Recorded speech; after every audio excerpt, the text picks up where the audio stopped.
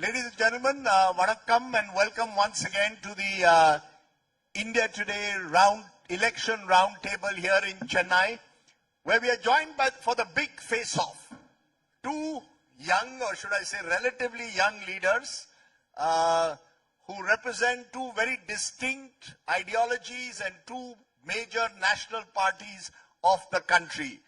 So please join me in welcoming K. Annamalai. He is the former president of the Bharatiya Janata Party and one of its rising stars. And Karthi Chidambaram, who is a two-time MP now of the Congress Party. Thank you both very much for joining us here. I hope the gloves are off. And keeping in spirit with the gloves being off, let me raise the big question with both of you. The battle for Tamil Nadu. I want you both to tell me who, according to you, is the front runner at the moment and why. Why don't you start, Annamalai? Thank you, Rajiv sir, for having both of us here. And thank you for this wonderful conclave. And we are the last faggot of the DMK government's 5-year rule. Maybe next 30-35 days, Tamil Nadu will get into the proper election mode. Another 20 more days, 50 days, we will put our vote in the EVM machine. At this point of time, if you ask me, the mood on the ground is very clear for a number of reasons. To see a government in power, there are certain barometers people can see after 4 or 5 years. In the capital city, you see every day it is a protest site. Either you see doctors protesting, you see nurses protesting, you see government teachers protesting. So you will see that sense of unhappiness across the capital city because people feel in the last 4 years their grievances are not met, unheard. If you go to the rural parts of Tamil Nadu, people genuinely are yearning for a change, more in the rural areas. Because 5 years they have seen a government in power, they have seen their poll promises, they have seen the chief minister in action. They've seen the government kind of schemes that has percolated down. So since we travel more, relatively as a politician compared to a normal person, I could sense that feel also that they want a change. And when you see the youth, and Tamil Nadu this time is a fascinating election because you are seeing two contenders, main contenders, the chief minister and the opposition leader, in their 70s, and the voters are, the relative age of the voters around 40s. And this is also a factor where the youngsters are looking at so-called Gen Z. They are also looking at it very differently. So I would feel at this point of time, it is equally poised. The momentum is more towards the NDA, and probably in the next 50 days, we will go ahead and we will be in the winning momentum. I'll come to the Gen Z factor, but what you are saying is change is in the air. Yes, absolutely. Badlav ho raha hai. Absolutely, as they would sir, say in the Hindi heartland, they would say badlav or parivartan. You believe this is an election of change? Election of change, election, the people want a lot of positivity. A lot of negative things are being seen here. Offenses against women. Every single day you open the paper, you see only negative things that is happening. People want to see some kind of a positivity. So people believe a change of government might give them that positivity. Karthi Chidambaram, is change in the air according to you? What do you believe, according to you, is the mood as Tamil Nadu enters election season? Yeah, go ahead. Take this. Yeah, you can take his mic. You may not borrow his ideology, you can borrow his mic. Nothing much to borrow there. So anyway, see, this is definitely a fascinating election because it's a multi-cornered election. It's not just bipolar. But if you ask me a simple analysis, United India Alliance will pip past the post. A United India Alliance will pip past the post. You have interestingly used the word united. Yeah. Very is this India Alliance united? Because we keep hearing the possibility that the Congress is exploring the option of perhaps going into an alliance with Vijay's TVK, that you don't want to put all your eggs in the DMK basket. MK Stalin came on our roundtable and made it very clear, yes, alliance, no to power sharing. Are you a united alliance? What do I understand by United India Alliance? When I said that if the alliance is united and faces the election together, we will pip past the post. There's no doubt about that. It's a multi-cornered, interesting election. Yes, there have been expectations from our side voiced out, and I know the DMK's position. I also heard the Chief Minister on your stage as well. But those are things which are not deal breakers. Those are things which we can iron out. And now that the DMK has given a date in which they will start negotiations, which is 22nd of February, I think will sort itself out, because we've been together for 20 years, from 2004, 22 years, barring the 2014 election. We have fought every election together. It's only natural that the Congress party and members of the Congress party will raise their voices in terms of their expectations. But we are a practical political party. We will take practical decisions, and I'm sure things will settle down as we start formal negotiations. But you said, Pip, you will just pip past the post. That means you are accepting in a way that there is anti-incumbency. 5 years of being in power, according to Annamalai, change is in the air. There is a negativity and people want positivity. See, there is always anti-incumbency against every government. I don't think any government has got, complete overwhelming support. But this is an interesting election. There is a third factor. And in fact, there's a Nam Tamilar, if you consider them out, there are 3.5. It's a 3.5 cornered election. So it will be an interesting election. That's why I'm very cautious in my words, but a united India alliance will pick past the post. Okay, let's look at this third factor. Both of you are smiling, or I don't know, Anna Malai takes a little while to smile. But, and you mentioned Gen Z. Is there a Gen Z under 30 voter who hasn't seen Karunanidhi, hasn't seen Jayalalitha, wants to look at change, is perhaps tired of seeing the same old recent faces, and is possibly looking at Vijay? Is Vijay a factor? When today Karthi Chidambaram says it's a three-cornered race, do you agree that it's a three-cornered race, that Vijay is also a factor? He's the X factor in a way?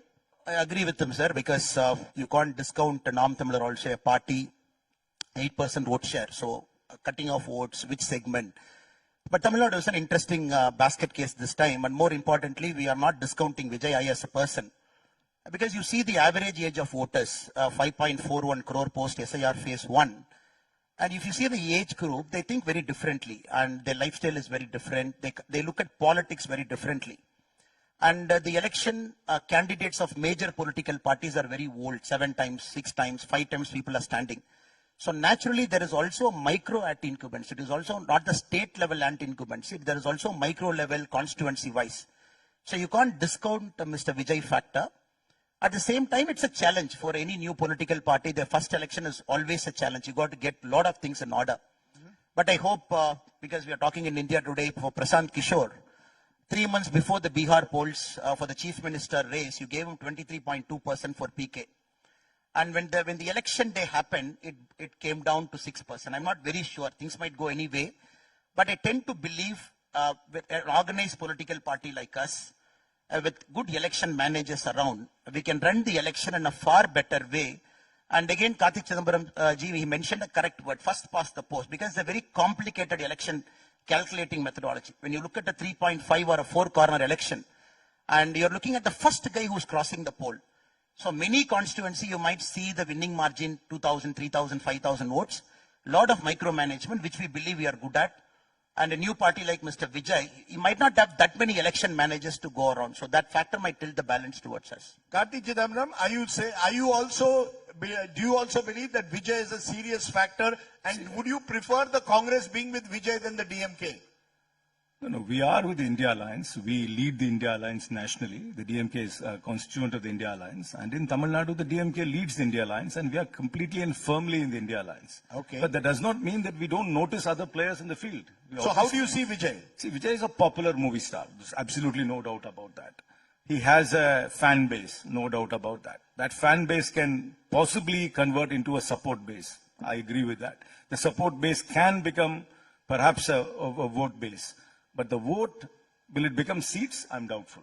Because there is a big journey between vote share and conversion into seats. It's just not, is in a first past the post system, you need a campaign, you need candidates. And in Tamil Nadu, there are other factors as well.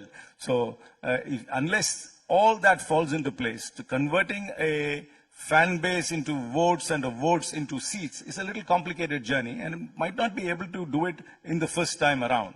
And generally, when you talk about younger voters, all over the world, they are dissatisfied with politics as usual. They don't like politics They don't like political parties, status quo political parties. And political parties are also structures where a young person can't just enter and navigate through. So there is always an angst, distrust, apathy towards established political parties. So there is a lot of enthusiasm for this new political outfit. I don't disagree at all. But whether that enthusiasm itself can actually play this electoral game and come first past the post in enough constituencies is a question mark. You know, but I met Vijay. And did you also, like the other channel, just go and take photographs and write a commentary about it? No. Please be very clear. I made it very clear. I met Vijay. One of the issues, I asked him, what are you fighting this election for? He said, Tamil Nadu needs change. I represent change. So I said, what is this change you're going to bring? He said, people are tired of the same old corruption of the national parties and the state parties. They want something different. Would you concede that both alliances, in a way, are burdened by the past? Both of your parties are tainted with serious charges of corruption. Both your alliance and their alliance. This is something which you can taint and paint all political parties in India. And only a party which has never been in government, which has never held any office, any position, can claim this purity. So, but look at the persons who have joined the party. The biggest catch they've had is a 9-time legislature from the ADMK. So is he saying that he comes from a completely clean background or an organization which was known for its purity? I mean, then there have been other elements. I mean, the few names they've celebrated, and I've seen either from the DMK or the ADMK who have joined them. Can they say that these people who have joined them have passed this purity test? No, but the issues which you raised, for example, when I tracked you during the 2024 campaign, corruption, dynasty Raj, family rule. Do you believe that those are still valid issues, that this election will be fought in a way that these issues come to the center stage? Because you lost and the DMK swept the Lok Sabha election. So clearly the voters don't seem to worry about family Raj or nepotism or corruption in the way that you were making it a calling card. And interestingly, you have now gone and tied up with the same AIDMK, which you used to call corrupt. No, sir, I will explain this in a much larger context. For any new political person, political party, the day one, very important day, they say we are clean, we are non-corrupt, and look at the established parties. That is a common argument. Arvind Kejriwal started like that. See where Arvind Kejriwal has ended up. Now, Tamil Nadu elections, you see it's a combination of a political party, organization, combination of the chief ministerial candidate, combination of all the 234 candidates you put. And when you look at that test, you might always, in a party in power for 7, 8, 9 times, you can always pick up individuals, 1, 2, 3. Any party in the world, you can pick up individuals and say, at some point of time, there was a corruption allegation, probably they went to court. It is okay. In a big party, it happens. I'm not saying it is not there, because you can't pass the purity test for all the 100% person in a party. But we have to understand in totality, when you look at ADMK, DMK, the major parties now leading the alliance in Tamil Nadu, when you look at the past history and this election in 2026, if Mr. Vijay wants to play only the corruption card and say, I am clean, please vote for me, I don't think that is going to be a big argument in this election. If Vijay toils in the ground for 5-10 years, possibly mingling among with people, carrying a street protest, getting arrested, along with this cadre for 10 years, possibly it might have some currency. So I don't think Mr. Vijay's argument will hold water. Answering your second question of dynasty, of course, dynasty is a factor. I'm not saying, sir, I'm on record, I've mentioned for Mr. Stalin multiple times, I'm not calling everybody as a dynast. A person born into a political family, he has got every right to come into election and fight election. It's a democracy. Everybody has got equal right.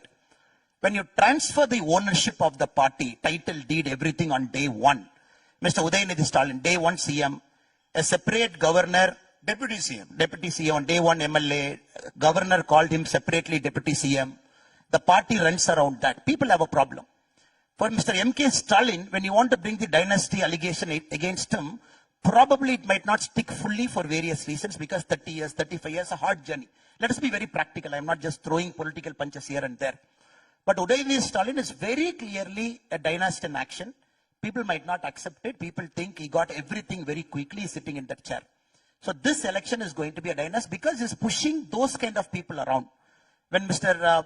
Karthik Chidambaram is sitting next to me, I am not leveling allegations against any person born into a political family. It will be unfair also. Is he a dynast or not? It will be unfair also. Is he a dynast? It will be an unfair also. Because you born into a political family, fine, you fight elections, you win elections, you take your time, 10, 20-year journey. Probably you get into higher responsibilities sitting in the party. You start making decisions. Making decisions means who will be a district secretary, who will be this, who will be that. So in that factor, I don't want to paint every single person as a dynast. It is unfair in Indian democracy because every election you see, you go to Mumbai Corporation, you see half the people are somebody's children, somebody's thing. I'm not getting into that. But Udayanithi Stalin is very clearly a dynast. This election will clearly portray this in the field that they don't want anybody ascending to power very quickly, making decisions, keeping their cronies in mind. You want to respond to that? See, I really don't. I mean, Do you see yourself as a dynast? I am a dynast because I think my path to politics has been easier than most other people, and I accept that. Would But you at have the got at the into same politics time, if you were not your father's son? As much as it's been easier for me, I've also been targeted because of my father's son. That also comes along with the favors I've got. So let's leave that aside. But you see, this argument of dynastic politics can be made against pretty much every political party. I can make that against their own alliance partners. What is the PMK, Anbumani Ramdas? What is they're flirting with the DMDK? What is that party? It's a family private limited political parties. So this is an argument which you can make about pretty much most political parties, barring two or three political parties in India. So I'm really not sure whether this is an argument which will cut ice in a campaign. Yes, perhaps against a certain individual, you can make that into some sort of a campaign line, but that's not going to be the defining factor of this election in any way. But can I ask you from a national perspective for a moment? In the last election, Congress wins 18 seats, 4.27% of the vote. BJP wins 4 seats, 2.62% of the votes. Would I be right in saying that you all are irrelevant to the larger debate? And the larger debate here is between the choice for the voters of Tamil Nadu is DMK, AIDMK. Congress, BJP just don't matter. I'll answer that. First and foremost, Tamil Nadu elections are rather presidential. People look at who they want to be chief minister. That plays a very big part in people's voting choices. And party affiliation is very, very strong, and vote transfer also happens seamlessly between alliance parties. So are you saying this election is Stalin versus Palanisamy? It will be essentially that, but with Vijay also. I mean, and the narrative will Vijay. But will be presidential. Presidential. It will also be with Vijay. But yes, the Congress and the BJP are not the main political parties in Tamil Nadu, but there is a sheen, a flavor which national parties add when they are part of an alliance. For example, the Congress party clearly adds the secular sheen. An alliance with the Congress party assures that this is a secular alliance. And then the party with the BJP will argue about this. Oh, we'll have better relationship with the central government. And there is some value add with the national parties, but the BJP is a bit of a drag in Tamil Nadu because the BJP's brand of politics, the Hindutva politics, is not necessarily appreciated by the people on the ground. Particularly if you go to rural areas, I know he travels to the area, the buy-in into the BJP is rather low in Tamil Nadu, but national parties add some value when they're part of an alliance. He's making an important point. He's saying the BJP is a drag on the regional parties of Tamil Nadu. Hindutva politics is still not accepted by the people of Tamil Nadu. Questions, if you understand, it's when you have two chief ministers face, it is essentially a political race that is run by them. And in a major alliance, we can only play the supporting role. So it will be very unfair to say Congress this and BJP that. Look at the number of MLAs. And Congress is a different case. Because if you look at Congress as a party, and this is always their state. It is always a state that favored Congress for a long time. Till the disastrous 1971 elections where Congress party decided not to contest. In an assembly election, they said we are not contesting. Where Congress party became zero, and suddenly you see a state where Congress is supposed to be in power, they lost it. But BJP is a different case. BJP entered the state very late from Jansangh, and the initial brand of politics was very different. I agree. I'm not saying that the initial brand of politics was Hindi a bit here and there. Now the party has repositioned itself at multiple times, Vajpayee era, Modi ji era. And every national party, when you enter a tough state like Tamil Nadu, it is not an easy going for you because you're looking at Dravidian stalwarts in power for multiple times. You're taking on them. So I would say BJP right now is a party that serves Tamil interest. It is not that we want to push Hindi. I can sit in this anchoring with you and say my Hindi is broken. And last time I went to Mumbai and spoke, I got into a lot of trouble. You know that, with my broken Hindi. So I can only say we don't portray a brand of politics from North which is pushy. We are a party that puts our state interest first. And many a times when there is a disagreement, there is a tungsten project, we all go to Delhi, get the project cancelled and come back. So many a times we have proven to the Tamil Nadu people, if something is detrimental to the interest of Tamils, we always go get it done and people listen to us. So that is why you need national parties in very strong states like Tamil Nadu, because you cannot just run the regional party way. And no, but you don't accept this binary between Dravida politics and Hindutva politics. And Tamil Nadu has embraced Dravida politics and has rejected the politics of Hindutva. Sir, if you look at it, what is Dravidian politics? When Chief Minister comes in the morning and says, Dravidian model of government, I'm still waiting for somebody to give me an explanation on what Dravidian model of government. Social justice, equity, inclusion, I will explain. When K. Kamaraj Raya, Congress Party Chief Minister, 54 to 63, one of the best governance. Can I name it national governance? 54 to 63, when K. Kamaraj Raya was Tamil Nadu's Chief Minister, 18,000 schools, built dams, pushed agriculture, got a lot of heavy sector industries here. What name can we give it to that? When suddenly they say in 2021, it's a Dravidian model of governance, we are doing it, I'm lost at words to say. If you say it's a Tamil Nadu form of governance, I agree. Because people here are more entrepreneurial, people want to do great things here, cities are growth engines. And for a long time, we have this advantage. If you look at many advantages over the last 40, 50 years, we have this specific advantage in terms of literacy rate. Suddenly, you can't coin a term in 2000, 2005 and 10 and say, Dravidian model of government. I have a problem with that. You're saying Tamil Nadu model of governance because the Chief Minister says, look, 11% growth rate. We are even higher than Gujarat. Gujarat talks, the Prime Minister talks of a Gujarat model. Please come to Tamil Nadu. Our social indicators are better and our economic indicators Where was match up. Gujarat in 1980? Where was Tamil Nadu in 1980? Where was Gujarat in 2000? Where was Tamil Nadu in 2000? Tamil Nadu was always a front runner. When was Tamil Nadu not in the top 3 states of our country? Even 1960 we were in the top 3. 1970 we were in the top 3. Even now we are in the top 3. Suddenly you can't take a peace argument and say, even now we are leading, so we are better than Gujarat, better than UP. It is a unique form of government. Tamil Nadu is always a better state because we have a lot of specific advantages in this state.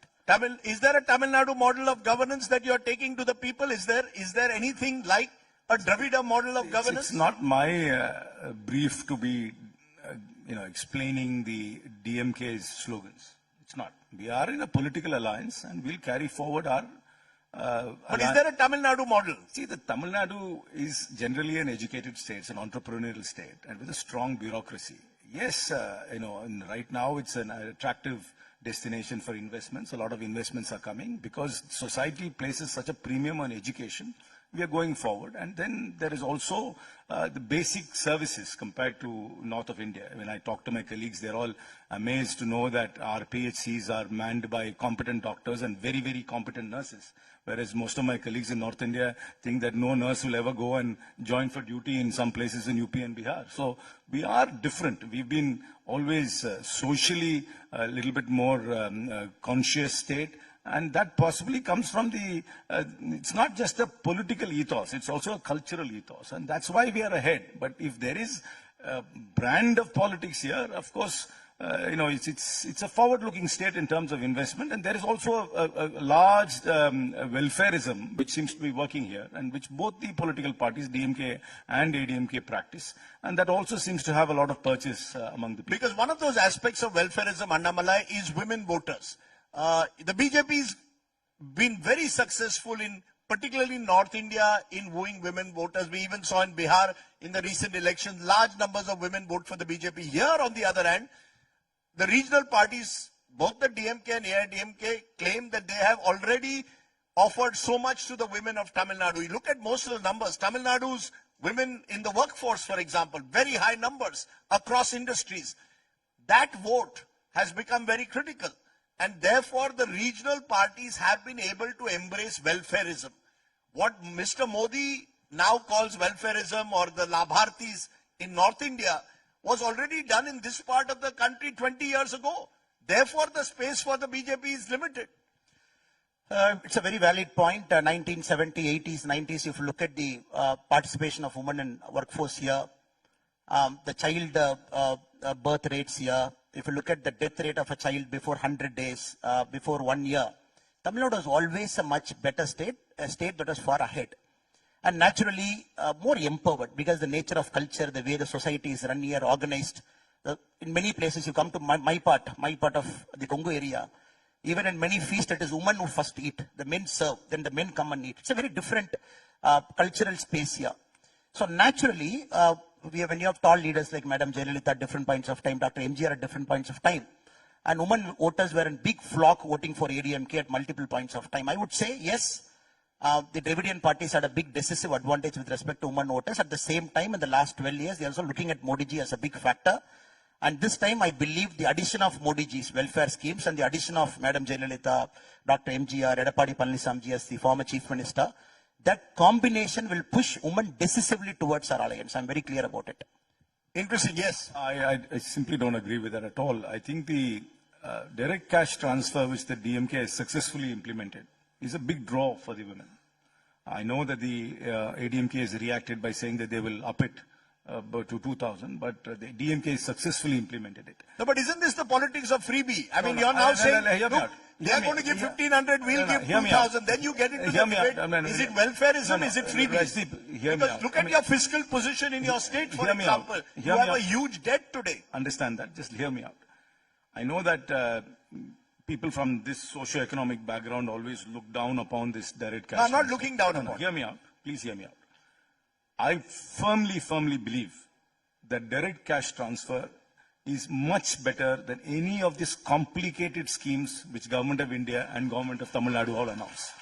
Most of the schemes are so complicated, nobody can understand how they're implemented. Collectors are at a loss, people don't understand. I mean, this subsidy for an entrepreneur, if he starts a business, how does he even apply? Banks don't come. Forget all this. If I had a free run, I would actually give a universal basic income to people. I'll tell you why. Direct cash transfer goes into the people's hands. It empowers them. And what do they do with the money?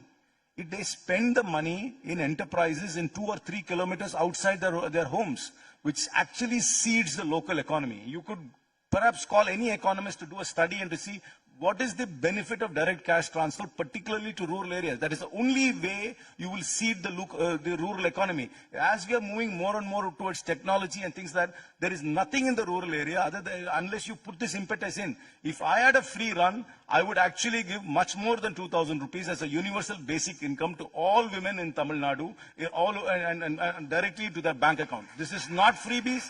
This is good economics. It seeds the local economy, and the money comes back to the system because they buy products which are all taxed. Which product is not taxed? All comes under GST. The money comes back into the system. So this is good economics. I mean, it's not something unique which the DMK has founded. I think direct cash transfer has happened in other parts of the world. Other governments have done it. But it has been done very efficiently because in this government, and they get credit for that. And there is a lot of goodwill they have got from the women. But women are not gravitating towards Modi. I know Namla has to say that. But it's really, Mr. Modi is not a factor in this election. Mr. Modi is not a factor, in this election. You concede that while Mr. Modi is the dominant #1 leader of the country, he's not a factor in Tamil Nadu. We look at poll after poll. This is one of the few states where Modi doesn't pull up your party. Sir, for Modi ji to show up a response of 80% approval rating in Tamil Nadu, it is a combination of many factors. You got to have a very strong local party, very strong local leadership, which can project the national leadership in a big way. If you please poll national leaders, when you poll it, Modi ji will always have a great standing in Tamil Nadu. No, Rahul Gandhi is above Mr. Modi. This is one of the few states where Rahul Gandhi is actually ahead of Mr. Modi. Sir. For Rahul Gandhi ji, it is a very sentimental reason, this state. As I mentioned when I spoke in the first I mentioned, this is a Congress kind of state. For a long time, they had a lot of stalwart leaders. In the last 12 years is the time when Modi ji is getting introduced to the state. Modi ji did not have a Gandhi surname for 50 years. In the last 12 years, you have Narendra Modi. People are seeing it. So slowly it's coming up. And with respect to answering his question, sir, it is very important whether we like it or not. If you look at this time, the economic survey also that was presented in the parliament, where there's some kind of critical comment against the direct cash transfer, but I particularly believe the way to go forward, I completely agree with them, is to have cash vouchers, and people should decide where they want to spend. And you have a 4.5 lakh crore budget in a state where very little you put in a capital expenditure like 35,000, 40,000 crore you put. Half the thing goes into paying interest, goes into paying that. So you should empower women with that. BJP, wherever we are there with our alliance, I can say for certain, even before DMK came to power, even before DMK thought about it, we are giving direct cash transfers across our country. In Maharashtra, it is 2,100 rupee. When our opposition leader, the chief ministerial candidate, Edapadi Palaniswamy ji says, when he comes to power, day one is going to double it to 2,000, people believe. Because wherever NDA is in power, we have done it. In Maharashtra, it is 2,100. You look at all the states we are in power, and you start from Orissa. So when Edapadi Palaniswamy says that women will get 2,000 on day one, it adds credibility to what he says. Because in NDA state, we are giving that. So that will be a big factor. No, Annamalai, with due regard, please give some credit to Jayalalitha. Long before Narendra Modi, Jayalalitha had started many of these welfare schemes. It is almost as if you seem to believe everything starts only and ends with what the BJP has done in its state. In Maharashtra, you did it just before the elections. You knew you were in trouble in the election. Suddenly you remembered the women voters and gave the Ladki Bahin scheme. Sir, if you want to, you are a Maharashtrian, I know you might not like BJP in many forums. No, I have not said that. I have not said that. But I said that you should give some credit to Jayalalitha, madam. That's all I am saying. I respect you as a journalist, sir. That's a different argument. Madam Jayalalitha, I said, when I started only, all the women voters in a big flock coming towards ADMK party in a big way post Dr. MGR, a big credit to Madam Jayalalitha, with no doubt about that.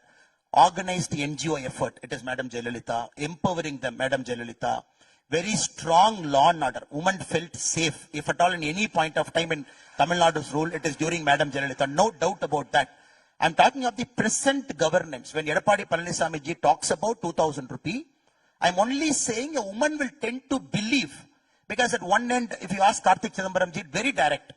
In Tamil Nadu's precarious financial position, can Stalin make it 1,000 to 2,000? If you ask him a very direct, pointed answer, already you are looking at 1.3 Can Edapadi Palaniswamy do 2,000 then? If Stalin can't do 2,000, can Edapadi Palaniswamy do 2,000? We will find a way. You will find a way. So we will find a way. In Maharashtra, we found a way. In all states, we found a way. It's the same numbers, aren't they? All states, we found a way. When we say, people say you can't do it, it's a precarious financial situation, we will find a way. In Maharashtra, we found a way. In Tamil Nadu, we will find a way. Sir, in Maharashtra also the fiscal position as a result is not exactly as strong as it should be. The fact is, the moment you start giving these cash transfers, both of you are supporting it. The interesting thing is, both of you are supporting the idea of giving cash transfers. I'm supporting it for economic reasons too.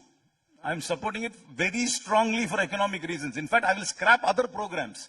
See, complicated government programs are useless. I mean, they just are announcements. They never translate into action on the ground. You know, if you actually go and see, these are very complicated. I mean, most people don't understand complicated business government programs. You must scrap a lot of programs. If I had a free run, which I won't, I know that. If I have a free run, I'll only focus on 3 or 4 things, and then direct cash transfer, direct universal basic income. I would call it UBI. I would focus on that. It actually makes a big difference. And just to digress from what, or to differ from what Ms. Annamalai said, see, elections are not won on dead people's legacies. It's not. I mean, it's won and lost on the present and on the future promise. So this myth that women would gravitate towards Jayalalitha has been, I mean, everybody, we don't want to do an analysis of her politics. And I mean, he's himself done very serious analysis of her politics. So I don't want to get into that. Every alliance, if you look at it, will have some uncomfortable truths about the past. And so we don't need to necessarily get into that. But the point is, Edapadi Palaniswamy has never won an election. Let's be very clear about that. He was an accidental chief minister. Every election he has led post that, the ADMK has lost. They have never won, neither a parliament election or an assembly election. They have not had a winning. He's lost 3 straight elections in a row. He lost in 2019, he lost in 2021, and he's lost in 2024. So they have now gone under the stewardship of somebody who's been out 3 times in a row. He's not performed. So this is the track record of that alliance. And I know where he started off with this alliance, and now I know where he's ended up with this alliance. I mean, I don't want to put him in a spot. No, sir, we have to understand. No, when you have the same argument. Let me put you on the spot, because not about the spot. A few years ago, you were going on a yatra attacking both the Dravida parties. Now you are making a distinction and telling this audience we must get back Jayalalitha's legacy. You are attacking both Jayalalitha and Karnataka. Sir, you have to understand. If politics is very idealistic, I'll be a very happy man sitting outside this room cheering. Politics is not an ideal space. You move an inch, you give an inch back, again you crawl an inch. That's how politics is. That's how all the democratic politics have happened. If you look at a party like DMK, if you look at any assembly election, have they won twice in succession? For Karthik Chidambaramji's point, I'm just saying any assembly election where they won twice in succession. You are looking at. I never fight with statistics. I never fight with data. I agree. That also. I agree with that. So you're looking at MGR who won 3 times. You're looking at Jayalalitha who won 2 times. You have to understand, sir. You're looking at Edappadi Palanisamy ji in 2021 running an anti-incumbency factor, that election. 2024, we were separate, NDA and ADMK led friends separate. So let us not take that argument and put into it. So 2026 is going to be Edappadi Palanisamy ji's election. So you will see in the ground, it has swung very decisively. You will see that. Okay, you're saying that it swung very decisively. Let's be very clear. You know, I've been in politics for 30 years now. 96 is when I got into politics. I meet lots of people. I talk to lots of people. Yes, people have angst against the government. You know, they will quibble. It's natural. I've heard this many a time about every government. But wherever I go, there is no one tells me I want to see Edappadi Palanisamy as my chief minister. I've not heard that anywhere. They might criticize the present chief minister. They might have fantasies about an actor. They might say lots of things. But I've never heard anybody who's outside the political firmament of the ADMK bloc who says, I want to see Edappadi Palanisamy as chief minister. There is no uptick for it. But you're fighting history. The DMK has never won 2 successive elections. How can I fight with that? That's a stat. That's a truth. They have never won re-election. But things change. Circumstances change. But this legacy of MGR, Jayalalitha, all that is gone. That nobody even forget it. I mean, I know that Mr. Modi suddenly discovered an MGR song in Malaysia recently. That's fine. But it is not our song. It is the Malaysian Prime Minister who was playing that song for Modi ji, not Indian. So is that popular in Malaysia? Not MGR is that popular? I mean, don't tell me there was no choreography in that. Anyway, forget it. We don't have to talk about all. No, are you telling me that the Malaysian Prime Minister remembered that there was a Tamil Nadu election taking place 1 month from now in Chennai, so I must play MGR song? We will put political arguments apart, sir. I respect Karthik Chidambaram as a politician. 30 years he said. MGR is a tall leader, sir. Let us respect that legacy. He is a very tall leader, very unique person in Tamil Nadu's political spectrum. And naturally, he will have followers across Malaysia and so many Tamils. So it is not any made-up story where Mahathir Mohamad ji wanted somebody, suddenly they played the song to please Anwar Mohammed, he wanted to play it. No, absolutely not that. No, but I'm coming back to it where we started, Gen Z. There's a generation out here which has not seen MGR, which has not seen Jayalalitha, which has not seen Karunanidhi, which has not seen Rajiv Gandhi too, which has not seen Indira Gandhi too. The point of the matter is, this is an election. Is this an election therefore, to decide what is Tamil Nadu's future for the next 10 years? And is this Gen Z, therefore, a critical factor in an election? They are the ones who are hankering for change, maybe looking for new choices. Young people are restless. They are not happy with existing political parties. Job creation is a big challenge. Hear me out. All young people are restless. They are not happy with existing political parties. All political parties, including the Congress, the BJP, the ADMK, are all filled with middle-aged men. Okay, it's filled with middle-aged men. You hardly find young people. You call yourself middle-aged or senior? I mean, my daughter has come in a coat suit today. He looks much younger. I'm a middle-aged in age, but I'm not in thought. So, have you told this to Rahul Gandhi that most political parties are seen as middle-aged parties? I say that candidly to everybody. Most political parties are middle-aged men. Because someone tells me that at 60 in the Congress, you're still youthful. That is why he gets into trouble in Congress party many a time. See, the point is, young people are restless. But the alternative being offered to them is not very clear. This actor who seems to have tapped into this latent energy of restlessness is not articulating anything. And he's not meeting people. I see, even you can be unconventional politician, but you can't bypass all organs of politics. NTR did that, sir. With due regard, NTR in 1983, first day, first show, super hit. Listen to me, but he formed a political party. He traveled the state, met people. Trump, let's take Trump. He's an unconventional politician, but he's constantly communicating, constantly meeting people. But here we have a politician who's reluctant to meet people. I'm sure you went there, you couldn't take an interview of him. And the other channel, at least you didn't give a commentary of that. I'm thankful for that, because I think that was completely not done. They did it anyway. So while he seems to have some tapping into this latent energy, he doesn't seem to have the tools to tap into it.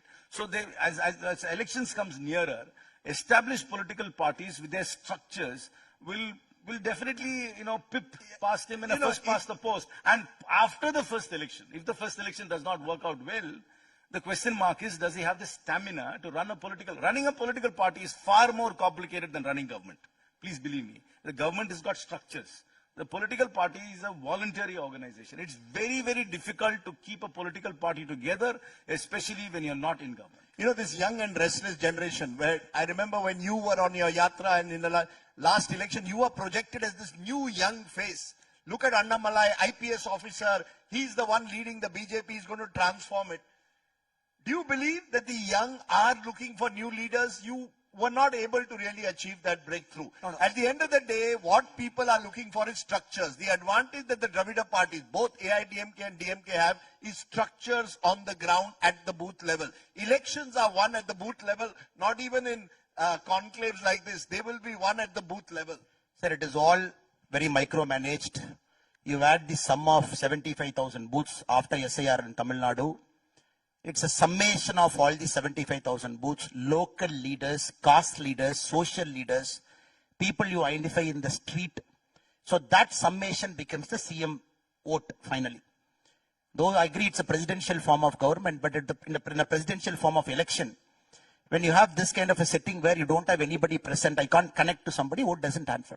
Also coming to Mr. Vijay, Tamil Nadu, if you look at all the chief ministers who occupied power, it's all bruising battle they came. Look at Anna 1967. They have to go through that battle. If Mr. Vijay post 2026 decides to stay in the ground, fights, visible, every day, active, it's a different ballgame. When we have this conversation 3 years from now, it's a different ballgame. Right now, 50 days to go. Structures in place, micro leaders, micro management, all the booths. And he says he has his fan clubs. No, you have to understand, sir, fan clubs will make you happy, will cheer for you. But for a fan club to say disciplined, go to house after house, go there, give pamphlets, argue, sit with them, take a voter to a polling booth, get that vote done. I don't think a fan club can never do that. A superstar like Rajinikanth, sir, take that as an example. Did he not have more fan club? I am not pulling Mr. Vijay down. I am only saying it's an X factor. But these are the possible problems against him. Let us not get over enthusiastic for Mr. Vijay. Okay. As we enter this last stretch, I want to paint various scenarios. The Chief Minister says, I'm going to score a bigger victory than 2021. What if Tamil Nadu for the first time throws up a genuine hung assembly? This is a state which had a minority government only once, 2006. Karti Chidambaram, we are told that there are back channel talks going on between Vijay and the Congress leadership. Do you believe that Vijay would join hands with you post-election? Is that a real possibility? Or do you believe, as you keep saying, that you will just squeak past the post? I use the word pip. Pip. You have used the word pip past the post. Most leaders would have said, I'm going to score a big victory. I'm glad that you're being at least relatively honest there by saying you're going to squeeze home. What, according to you, is the best case scenario for the DMK Congress alliance? We want a decisive victory. I mean, that's very clear. And what is the most likely scenario for you? I can't hazard numbers right now, and it will be unfair for me to hazard numbers unless we know how the formations are happening. There are still some smaller political parties flirting all over the place. So we don't know where they'll all settle. Until the formations are clear, I can't make a guess. But as I said, a united India alliance, as it stands today, will pip past the post. Vijay will get considerable votes. I'm not discounting that at all. Even without a structure, he will surprise most of us, and he won't surprise me, but he will surprise most of you, and he will get considerable votes. But that won't necessarily translate into seats. Okay. Your likely scenario. No major Dravidian political party in Tamil Nadu will come on record and say we are sharing power. That cannot happen. We cannot expect them to say also. In 2006, they had a chance. DMK was at 94. Congress was 30 plus. They had a very genuine chance to do a power sharing. They didn't do at that point of time for various reasons. Now, you have to wait for the elections to get over. Look at the numbers. Then you can talk. Right now, ADMK, as the leading party of our alliance, they will contest more seats naturally. They are the bigger party. And they're confident they will cross a bigger number on their own. And right now, our role is to support them. So I don't want to hazard any numbers. I believe it will be a decisive mandate, but internal share among the political parties, let us wait. What impact will this Tamil Nadu verdict have, if any at all, on the national scene? Or is Tamil Nadu now so cut off from the rest of the national mainstream that this is a state election which will have zero implications on the power equations in Delhi? I firmly believe that Indian elections are like tennis sets. One set has no bearing on the other set. So you still start at love all in the next set. So Tamil Nadu elections or any state election will only be bragging rights for a few days for whichever formation. It has no bearing on the national election which will come out in 2020. No, but that means you will lose one. If you're saying that, what if you lose Tamil Nadu? One more India alliance state will go. The BJP will certainly have bragging rights. Yes, if they it's only are bragging part of a rights. winning It's alliance. bragging rights, but national elections are different, state elections are different. But the 5 elections which are going now, I mean, the BJP realistically has a chance only in one state. In 4 other states, it will be a non-BJP government, as per my reading at the moment. Okay. What implications do you believe, if the AIDMK alliance does win, as you said at the outset, what implications does it have nationally? Because I'm looking at 5 states in totality, because Bengal be coming to power for the first time would be a very big emotional moment for a lot of us. I would decisively say we'll come to power in Assam, we'll come to power in Bengal. In Puducherry, we will retain our power. And our larger partner ADMK will come to power in Tamil Nadu, and we will be supporting them. And in Kerala, it is going to be a very complicated election. At this point of time, it is Congress that is ahead, no doubt. How deep the left will fall, that is a question for eminent commentators like you. But BJP is growing fast. I'll not be surprised if BJP makes a decisive impact in Kerala. So I would believe definitely 4, we will move towards 5. What is the uniqueness of a Tamil Nadu election? Tell our national viewers, what makes Tamil Nadu elections so distinct and different from elections in any other part?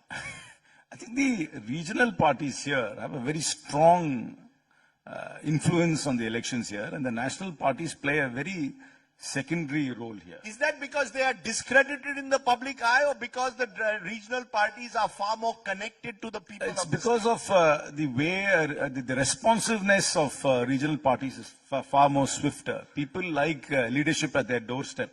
They don't like leadership up the mountain. I want to ask you that. Do you believe, therefore, issues like Hindi, the so-called imposition of Hindi, which the DMK has made a big issue, will that play a role? This whole notion of a Tamil sub-nationalism versus Delhi's dictatorship. I heard one of the DMK leaders on our show today earlier say, Delhi cannot dictate to Tamil Nadu. Is there a Tamil sub-nationalism that the BJP in particular is unable to understand, appreciate, reconcile with? Sir, I am still waiting for our Honorable Chief Minister Stalin ji to show one instance in the last 4.5 years we have imposed Hindi in Tamil Nadu. One instance. One instance. It is the DMK karyakartas who go with the paint dabba, go and paint somewhere and say, I'm rubbing Hindi. Did we impose Hindi? Who imposed Hindi in 1965? Did we do it? We never did it. When Modi ji comes to Tamil Nadu, does he say that I'm a Hindi wala, I'm coming from the Hindi heartland? No. He comes from a proper traditional Tamil attire.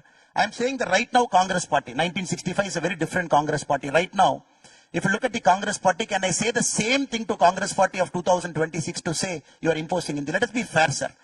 None of the national parties, we impose Hindi. We are very clear.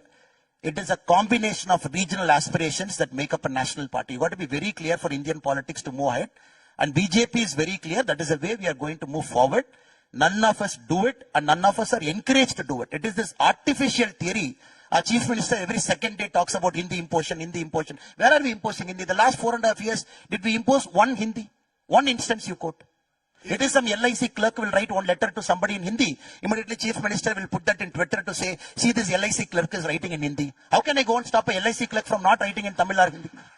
Or some bank wala, some central bank guy. Is Tamil sub-nationalism an emotional issue to distract from the real problems, the corruption, the charges against the government at the moment? There are charges against every government. No, that may be, but this Tamil sub-nationalism, is it used to simply emotionally drive voters? The BJP, I have always said, doesn't get Tamil Nadu. I mean, they tried an experiment with Annamalai for a few years, and now they've given up that experiment too. I mean, it's their call. But the point is, the BJP is not, viewed from what they do in Tamil Nadu, how they behave overall, how they behave, the Prime Minister, the Home Minister, their thrust of Hindi, their thrust of Hindu nationalism, and when they push all that, there is a distaste for that politics here. So the BJP has to overcome. You mean Tamil Nadu has no time for Hindu-Muslim politics, for example? Listen to me, we are the most Hindu of all states in India. We have more temples per square kilometer than anybody else. We break more coconuts every single day. Not one single Tamil steps out of the house without going to the puja room, without putting a little vibhuti or kungumam. But our practice of the faith is very different from the narrative of the BJP.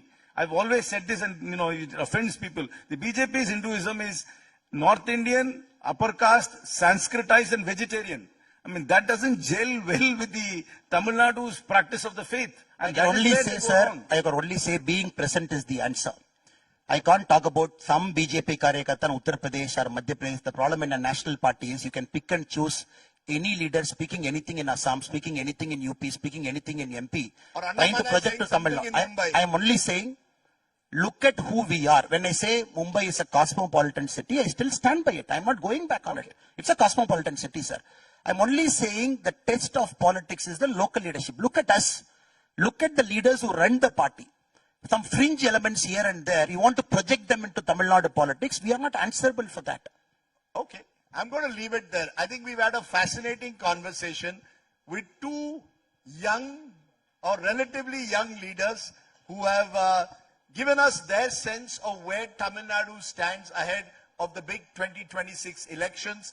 We've discussed a variety of issues. I thank you both very much for joining us, and I wish you both the very best for the 2026 elections. What's the best way to end, Akshita? What should I be saying in Tamil to thank them? Nandri, just say Nandri. Mega Nandri. Nandri. Thank you both. Thank you very much. And next time I promise I will be coming in a veshti and not in a suit like Mr. Karthi Chidambaram. No. And I promise you. Next time you come and have breakfast with me, I'll serve you good chettinad appam and paya. Yeah, he's already served me an excellent breakfast in the past in Coimbatore. So you better match that. Next time is your chance, and I'll come proper chettinad breakfast in Karaikudi. I'll give you appam, paya, and everything. I'll come with my veshti and I'll wear the yellow of Chennai Super Kings. That's the way to go about things. Thank you both very much. Give them a very big hand, ladies. But no whistle for the time being. At the face-off at the India. You can wear the yellow shirt, but no whistle for the time being. Okay. Thank you.